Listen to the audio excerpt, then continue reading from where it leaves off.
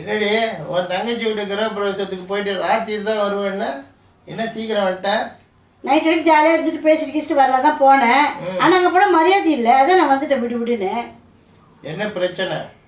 ஐயர் குத்து விளையாட்ட சொன்னாருங்க. சரி. தங்கச்சி மாமியார் ஏத்துச்சு. சரி பெரிய மனுஷன் தானே சரின்னு. அடுத்தது என் கையை கொடுக்கணும், நான் கையை நீட்டுறேன். என் கையை தட்டிட்டு மெழுகுவத்தை எங்கள் அண்ணிக்கிட்ட கொடுக்குது. சரி, வீட்டுக்கு மூத்த மருமக அவங்க ஏத்தட்டோன்னு கொடுத்துருப்பாங்க, அடுத்து உங்ககிட்ட கொடுத்துருப்பாங்க, அதுக்குள்ளே கொச்சிட்டு வந்துட்டியா? மூணாவது ஏற்றுறதுக்கு நான் ஒன்றும் அவ்வளோ மட்டம் கிடையாது, ஞாபகம் வச்சுக்கோங்க. நான் யார் தெரியும்ல? தெரியும். டிவிகே கட்சி எம்எல்ஏ பல்லவி, உங்கள் அண்ணி வந்து மேயர் பிரியா, புரட்டக்கால் படி எம்எல்ஏ நீ தான் ஏற்றணுமா? மூதேவி, வீட்டில் நல்ல விளக்கே ஏற்ற மாட்டேன், அங்கே குத்த விளக்கு ஏற்றலன்னு சொல்லிட்டு சண்டை போட்டு வந்திருக்கிறேன். அதனால தான் நான் உங்க கூட வரமாட்டேன்னா. இந்த பொம்பளைங்க ஒன்று சேர்ந்தாலும் பிரச்சனை வரும்னு எனக்கு தெரியும்.